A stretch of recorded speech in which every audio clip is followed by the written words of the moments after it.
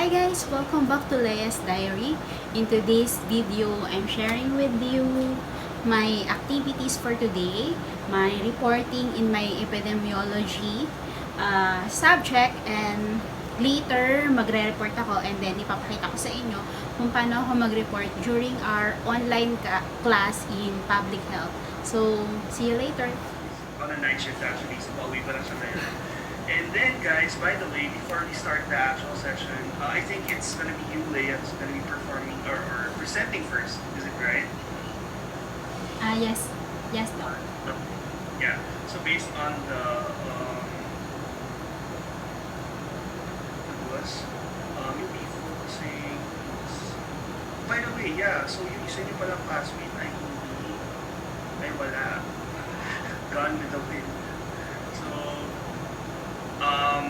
there are some topics that you can see my screen, right? Yes, no. Okay. So there are some topics that we actually Hindi ka na kumain. not cover because of the lack of reporters. But I hope you guys have time to read on those as well. So yeah, the course description is right here. So we're basically going to be talking about more on the concept of epidemiology as a whole, and be connecting that with the current pandemic, which is also very helpful with your whole. By the way, I forgot to ask, why did you guys want to finish, or why did you enroll in your public health administration as your master's amongst all of the LEMWED? First, I was taking health professions before, and I think my only lacking courses there is just the thesis 1 and 2. But since some opportunities came and hindi ko na po natuloy, tuloy-tuloy medyo na-busy. Ngayon nagkaroon ng time. So, imbis na ituloy, siguro dahil dun sa nung COVID, especially nung earlier, yung hindi alam yung mga gagawin, yung mga protocols na parang hindi sure pa, iba-iba. Parang dahil lahat ng buong mundo nag-adjust, right? Parang siguro is to promote science in a more parang layman's term. Kasi madaming term na parang, especially pag dito sa relatives, yung hindi nila naiintindihan, parang nagkakaroon ng sa'yo magtatanong, and then you need to explain to them in the most simplest way. So, I do want to take the public health para mas to spread the information or para to educate more people of what's happening now na pwedeng maulit in the future. Yeah, and there's a lot of things that actually made COVID-19 as their jumping point, right? Like, yeah, and you want to share more information online, which is also the number one platform right now. So let me just go to Leia first. Why did you want to choose public health administration for your master's? Actually, sir, in my first year in nursing profession, I work as a island home delivery nurse. Oh, okay. Because both my parents are living in the island, so I think Is that also in Bulacan? No. Both my parents are are living in Samar, and then small island in Samar, and then that time when I first graduated, there's no nurse in their place, so I worked there as a nurse. I did ambulance nurse by a pump boat, and then by habal-habal also, and then yes. And then, but I study here in Bulacan. But since both my parents are living there, and originally our family is there, so I went home when I passed, and then I worked there as a nurse. Then after 1 year, I worked in Saudi Arabia as a pediatric ER. That's why since I already knows the life in the small island in a community. I think public health is this is a perfect time also because just now I stay here in the Philippines after 10 years. So yeah, And I'm using because now I'm working as a ICU COVID. So for straight, sometimes 7 days or 8 days, we are working for 12 hours. So more than 1 week, we are working for 12 hours. And then after that, they will did a swab for us. So the quarantine days, I'm using as a study days. That's why I took up maybe this is the perfect time for me to study, because during the quarantine I'm just staying in my room. So Yes, yeah. I agree. But Yeah, that's a nice. they're just giving 4 days, 5 days quarantine. If the result is positive, go back to work. Oh, okay. Mm. So basically, you stayed in Saudi for 10 years, right? Yes. What made you decide to come back to the Philippines? Actually, sir, I applied in Canada, and then suddenly the lockdown came. So while processing everything again, I work again here, and then I did the masteral because I think it will take more than 1 year. That's why this is the perfect time Uh-huh. not to waste the time. Why not here in the US? Current na yun yung visa bulletin. Actually, Yung iba kong kawork, dumiretso din siya. Current ngayon. Yeah, Like, sobrang current. pilit. actually, only here in the Philippines I have time, but in Saudi, sir, actually we don't have off. We are working more than 12 hours sometimes. So for me, 3 days off in Saudi is a big yeah. Mhm. Actually, my wife practiced nursing din sa Singapore. Mm. And I think the schedules are crazy as well. Like in Yeah. 2 weeks, well, at least sa kanila medyo meron offs. In 2 weeks, they have 3 offs. And then the rest is like a duty din. But it's really erratic. But I never imagined in Saudi Arabia that it's also busy din pala. But Super. yeah, if you want to do simultaneous application, US and Canada, that's also I nice. hope so. Yeah, yeah, that's nice. So going back here, so so the introduction. I hope you guys managed to watch the video I made. So if not, it's fine. It's always there, naman. You can always play it. Then we're gonna move forward to Leia's continuation. So classifications of diseases, review of basic stats, and then basic MP research methods such as descriptive epidemiology, then your genetic epidemiology. So I believe since Lemma is also have this background in molecular biology, please feel free to share your thoughts. As well as for us, we're both nurses, Leia and I. So your perspective is also very enriching in that sense. So we're gonna move forward to Lemma as well for the non-communicable and communicable diseases. But yeah, I mentioned just prioritize those current in the Philippines and global trends plus the moving forward to the concept of disease occurrence and performance of clinical epi research. So yeah, ito yung topics ng classmate na nawala, but it's fine. We always have that in our course outline naman, or our course syllabus. Okay, so I guess, so just ground rules again. So for the presentation, right, since we're gonna make it succinct and kind of summarize in that sense, I'm giving you guys like around 40 minutes. Is that fine? Because I saw on Limba's slides, medyo mahaba din siya, no? Sorry, ginagamit ko dati nung nagtuturo ako yun. Pero iilanan ko lang po yun yung parang. Sure. Nagturo po kasi ako ng public health din dati sa college. Where? Molecular biologist. I am teaching also in College of Medical Technology po. Nagtuturo ako pero hematology kasi ito. Yeah. Oh, that's useful. And Yeah. I meet That's amazing that's when- people today.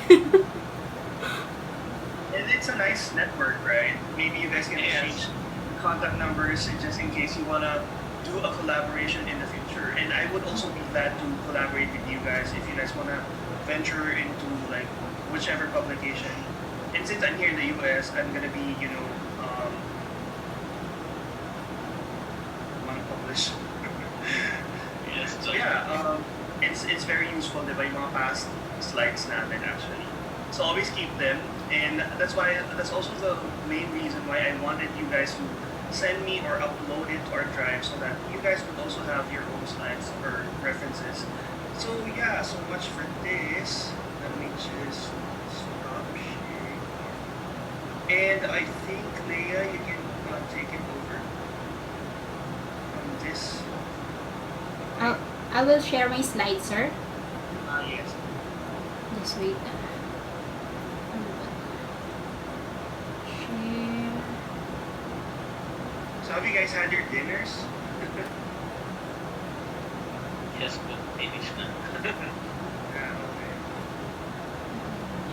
Buti wala kayong work ngayon, eh? Or hindi, I don't know, what is your time like, Lemuel? Is it also... I'm working EST. I'm working Eastern Time. Oh, Eastern okay. Time kaya, Doc? Yes. Yeah, I'm working EST. Okay. Sir, Yeah, night shifter. And this is, I'm just taking my breakfast. Okay, alright. So you just took one day off?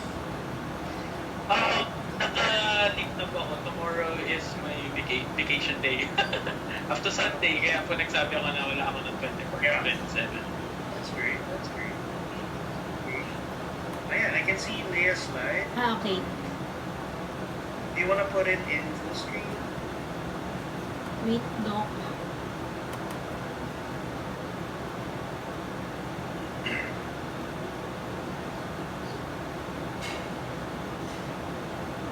Okay na po, Doc.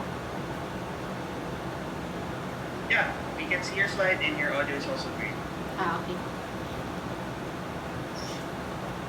Actually, I prepare some of the photos, memorable photos in my 13 years in nursing experience. This picture was in the island when we are doing the home delivery, and when I'm doing as a ambulance nurse by boat and habal-habal that time. That was year 2008. And then this picture is when I'm in Saudi Arabia as a pediatric ER nurse. And then this one is the latest when I'm working in ICU COVID. And the bigger photo is the freshest. Is that Yeah. right? Yeah. By the way, I'm gonna be recording our session pala.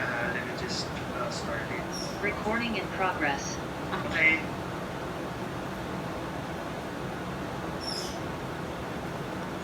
I can start. Yeah. So, international classification of disease. Health is the states of complete physical. Wait.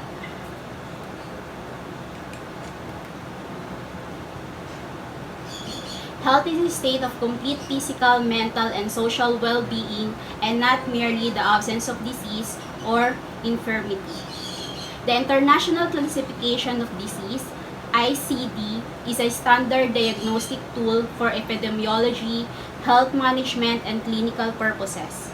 It is used to classify diseases and other health problems recorded on many types of health and vital records, including deaths, certificates, and health records.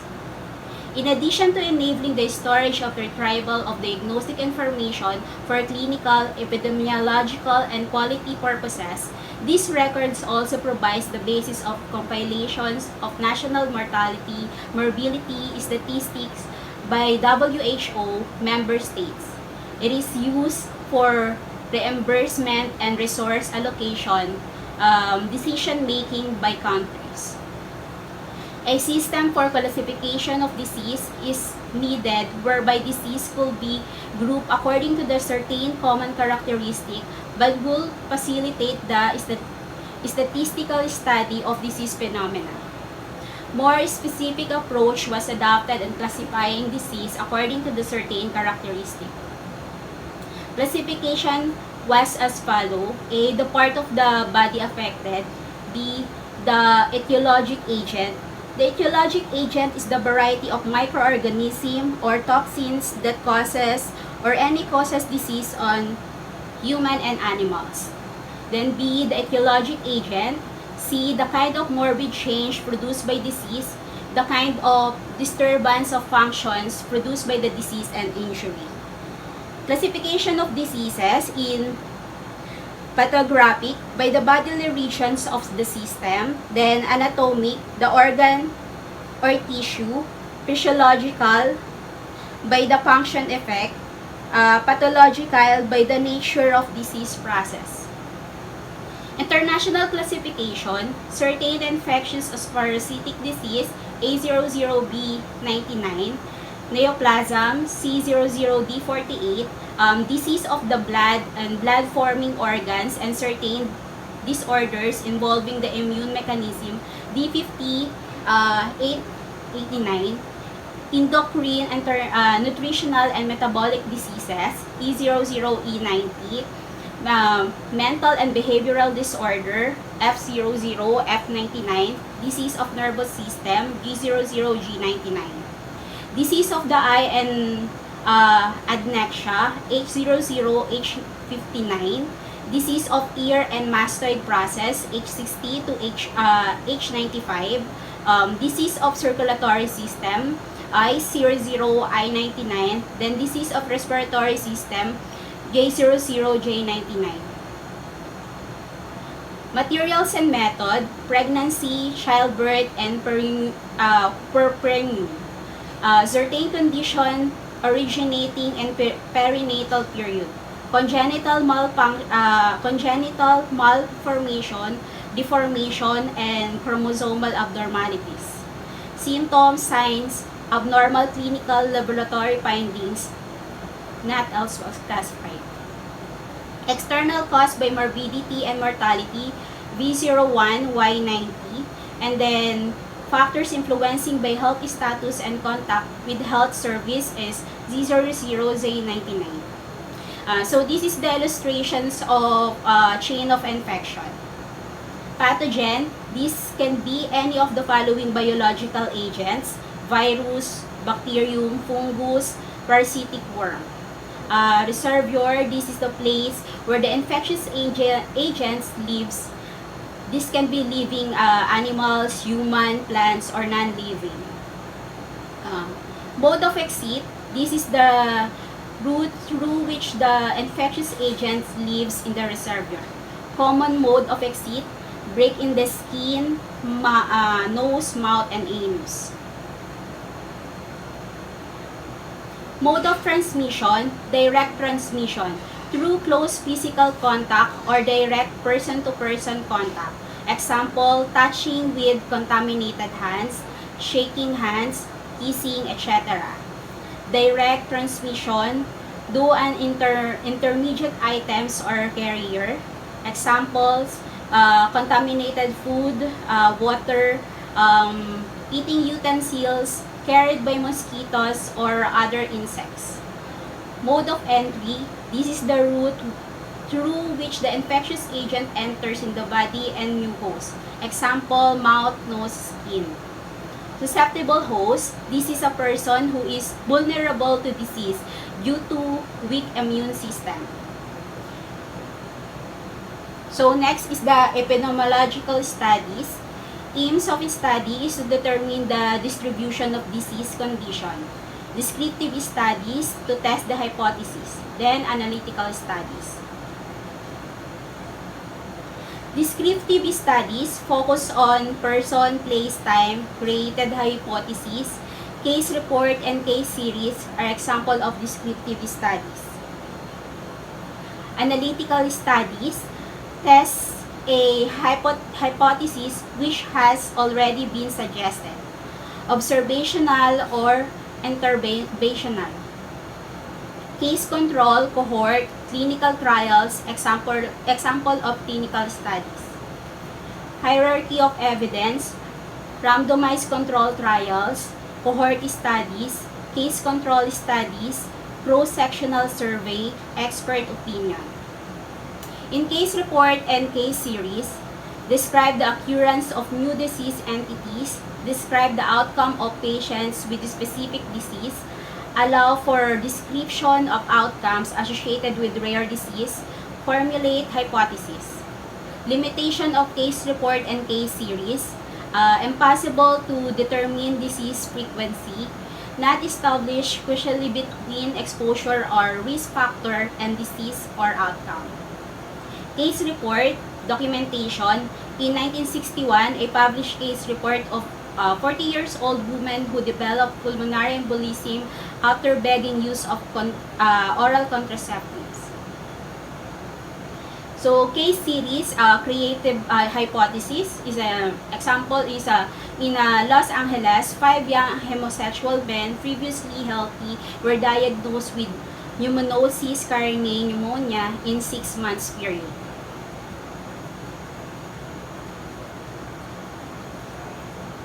So, cross-sectional studies. Cross-sectional studies measure existing disease and current exposure levels. They provide some indications of the relationship between the disease of exposure and non-exposure, mostly prevalence study surveys. Example of this is a medical study examining the prevalence of cancer among population.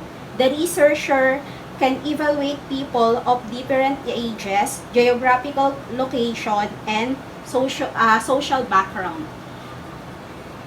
And the cross-sectional studies advantage. Good design for hypothesis generation, can estimate exposure proportion in population, can study multiple exposure or multiple outcomes, relatively easy, quick, and expensive.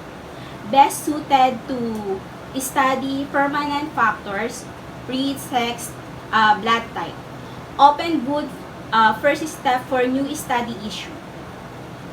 And for the cross-sectional disadvantages, empirical for rare disease, problem with temporal sequence of data, not a useful type of study or establishing causal relationship, confounding, it's difficult to control, hard to decide when disease or actual acquired, or recall of previous exposure may be faulty. The steps are hypothesis definition, is the associated or not, selection or cases or control, most from hospital. Match case and control, and then exposure measure, most with questionnaire. Interpretation.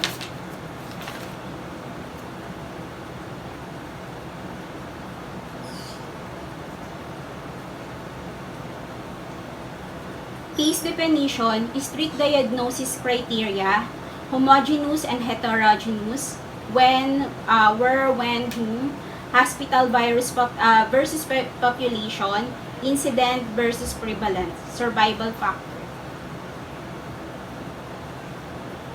Special features of case control study, studying disease with long latency, efficiency in time and cost, suitable for rare disease, wide range of potential exposure. Selection of studies, source cases, population, hospital, registry are the case of the cases representative or total population of actors.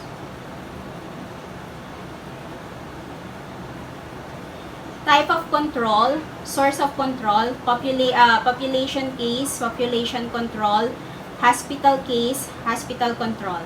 Hospital control, patient with mixture of diagnostic are usually used as control.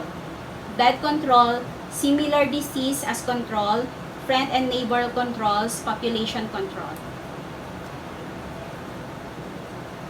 Next is the cohort study. A cohort is a group of people who share a common characteristic or experience with a defined period. Cohort study or panel study, also called follow-up or incidence studies, is a form of longitudinal study that begins with a group of people who are free of disease. and who are classified into subgroups according to a exposure to a potential cause of disease or outcome. Variables in interest are specified and measures, and the whole cohort is followed up to see how the subsequent development of new cases and disease or other outcome differ between the groups without exposure. Cohort study provides the best information by the causes of the disease and the most direct measures of the risk developing disease. Example of cohort study, the nurse health study, a large long-running analysis of women's health, originally set up in 1976 to investigate the potential long-term consequences of the use of oral contraceptives. So this is the structure, design of cohort study. So the cohort design is a type of non-experimental or observational study design. In a cohort study, the participants do not have the outcome of interest to begin with. They are selected based on the exposure status of individual. They are then followed over the time and evaluate the occurrence of outcome of its interest. So this is the illustration, the time, the direction of inquiry, the population, then the people without disease, which is exposed, with disease and no disease, and then the not exposed with disease and no.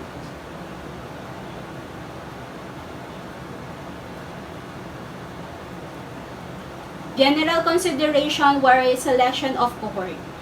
Both the cohort are free of the disease. Both the cohort should equally susceptible to disease. Both the group should be comparable. Diagnostic and eligible criteria for the disease should be defined well in advance. Elements of cohort study, selection of the study subject, obtaining data of exposure, selections of comparison group, followed up, and then analysis, calculation of incidence rates among the exposure and the non-exposed group. Types of cohort study, prospective cohort. In the prospective cohort study, you collect exposure information at the time the study begin and follow the cohort for disease status that may occur in the future.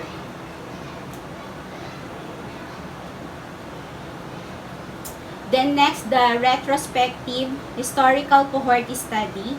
In the retrospective cohort study, you will collect exposure information from some time in the past, construct disease, incidence, or mortality from then until the present. Cohort studies, advantages, we can find out incidence rate and risk, more than one disease related to single exposure, can establish cause and effect, good when exposure is rare, and then minimize selections and information bias. And for the disadvantage, often requires large sample, uses to follow up, and effective for rare disease, long time to complete, and then expensive, and then ethical issue.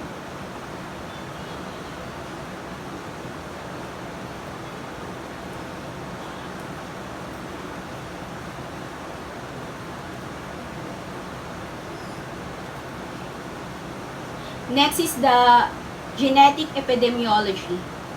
This is the study how genes and the environmental factors influence human traits and human health and disease. Genetic epidemiology developed initially from population genetics, specifically human qualitative genetics, and conceptual and methodological contribution from epidemiology.